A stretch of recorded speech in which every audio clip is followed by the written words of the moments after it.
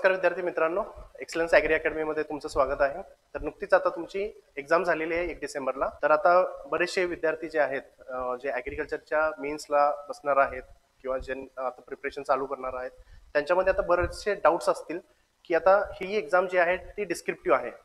पण आता बऱ्याच जणांनी डिस्क्रिप्टिव्ह एक्झामचा अभ्यास कधीच केलेला नाही आहे किंवा जे काय आन्सर तुम्ही लिहिलेले आहेत ते पूर्णपणे ग्रॅज्युएशनमध्ये लिहिलेले आहेत. पण आता हे एक समजून घ्यायची गोष्ट आहे की जे काही तुम्ही ग्रॅज्युएशनमध्ये आन्सर लिहिलेले आहेत ते आन्सर्स आणि जे काय आता तुम्ही कॉम्पिटेटिव्ह एक्झामला आन्सर लिहिणार आहात ते थोडेसे वेगळ्या पद्धतीने आपल्याला लिहिणं अपेक्षित आहे. मुलांना एक आपण म्हणू शकतो की भीती वाटते की आन्सर रायटिंग कसं करायला पाहिजे, कसं लिहिणं अपेक्षित आहे, स्ट्रक्चरिंग कसं असलं पाहिजे, प्रेझेंटेशन कसं असलं पाहिजे, की कंटेंट काय ऍड करायचा. तर या सगळ्यात तुमचे जे काही डाऊट्स असतील त्या डाऊटला आम्ही एक सिरीज चालू करतोय ते डाऊट्स क्लिअर करण्यासाठी. तर त्या सिरीज मधलाच एक आज आपण व्हिडिओ बनवतोय, पहिला व्हिडिओ तो म्हणजे इंट्रोडक्शन कोणत्या पद्धतीने करायचं आहे. तर ही एक आज आपण आन्सर रायटिंग टेक्निक्स आजपासून आपल्याला शिकायचे आहे. तर एक इंट्रोडक्शन करत असताना एक लक्षात ठेवणं अपेक्षित आहे की जो काही क्वेश्चन असेल तर क्वेश्चनची डिमांड समजून घेऊन तुम्हाला इंट्रोडक्शन करायचं आहे. तर ह्याच्यामध्ये एक उदाहरण घेऊन बघूया आपण. जर काय तुम्हाला एखादा क्वेश्चन आला की what is organic farming and what are the advantages and disadvantages of the organic farming, जर समजा असा एक क्वेश्चन आला तर याच्यामध्ये कोर डिमांड आपल्याला समजून घ्यायचा आहे. तो कोर डिमांड म्हणजे काय असणार आहे की ऑर्गॅनिक फार्मिंग वरती आपल्याला हा क्वेश्चन विचारला आहे. तर मग ऑर्गॅनिक फार्मिंग वरती जर क्वेश्चन विचारला असेल तर आपल्याला जे काही इंट्रोडक्शन करायचं आहे ते ऑर्गॅनिक फार्मिंग बद्दल सांगायचं आहे. डायरेक्टली क्वेश्चनच्या डिमांडला हिट न करता आपल्याला पहिल्यांदा ऑर्गॅनिक फार्मिंग काय आहे किंवा त्याचं एक बॅकग्राऊंड किंवा बेसिक्स जे काय असणार आहे ते आपल्याला सांगणं अपेक्षित असतं. तर मग इंट्रोडक्शन कोणकोणत्या पद्धतीने करता येतं, तर वेगवेगळी पद्धत आहे त्याच्यामध्ये. तर आपण कोणकोणते पद्धत आहेत ते आपण थोडक्यात जाणून घेणार आहोत. तर पहिली जी पद्धत असणार आहे ती आपण पहिल्यांदा बघूया. तर जर काही पहिली पद्धत असेल ती म्हणजे डेफिनेशन बेस्ड इंट्रोडक्शन असतं. आता ह्याच्यामध्ये डेफिनेशन बेस्ड इंट्रोडक्शन मध्ये पण आपण दोन पद्धतीनं इंट्रोडक्शन करता येतं. जी काही पहिली पद्धत आहे ती स्ट्रेट फॉरवर्ड जे काय ऑर्गॅनिक फार्मिंग काय आहे जे तुम्हाला समजलं आहे ते तुमच्या भाषेमध्ये लिहिणं. ह्याच्यामध्ये कोणत्याही ऑर्गनायझेशनचं किंवा सायंटिस्टचं नाव न टाकता तुम्हाला जे काही समजलंय ते तुम्ही ह्याच्यामध्ये सांगणं अपेक्षित आहे. ते म्हणजे झालं first type of the definition based introduction.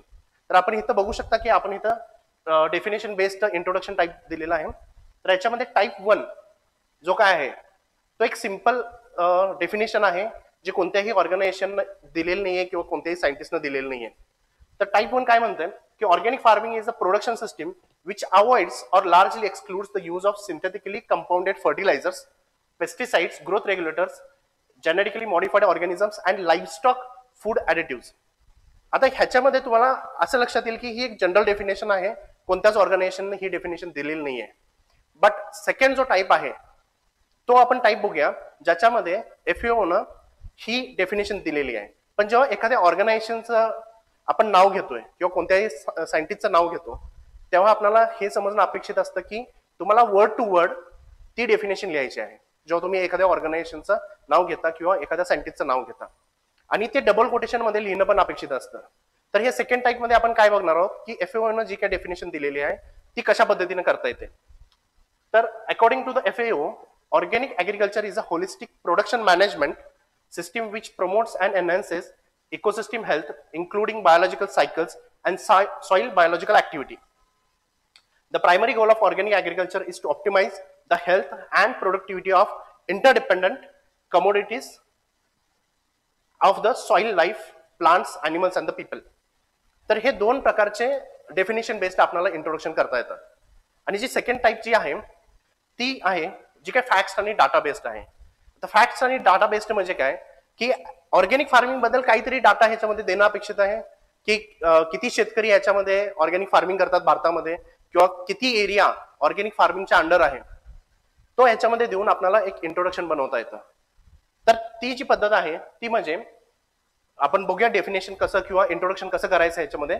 तर India ranks first in number of organic farmers and 9th in terms of area under organic farming, and the total area under organic certification process is 3.67 million hectares. आता हा जो data आहे तो कशाच्या under आहे, तो national program for organic production. तर source mention करणं एक चांगली गोष्ट असते. सोर्स जर मेन्शन केला तर तुमच्या डेफिनेशनला ऑथेंटिसिटी येते किंवा व्हॅलिडेशन येतं. त्याच्यामुळे सोर्स मेन्शन करणं हे कधी पण चांगलं असतं. आणि जर काय तुम्हाला सोर्स माहित नाही इट्स ओके, पण ऍटलीस्ट तुम्हाला हा जो डाटा आहे तो जर माहीत असेल आणि हे जर काही इंट्रोडक्शन मध्ये केलं तर एक्झामिनरच्या मनामध्ये पहिलाच एक इम्प्रेशन पडतं की ह्या मुलाला ऑर्गॅनिक फार्मिंग बद्दल इन डेप्थ नॉलेज आहे. तर तिथं फर्स्ट इम्प्रेशन आपलं त्याच्या समोर जातं. त्याच्यामुळं कदाचित तुम्हाला एक अर्धा मार्क जास्त पडू शकतो. तर म्हणून हे अशा पद्धतीचे तुम्हाला डेफिनेशन्स करणं अपेक्षित असतं. तर हे इंट्रोडक्शन बद्दल आज आपण माहिती घेतलेली आहे.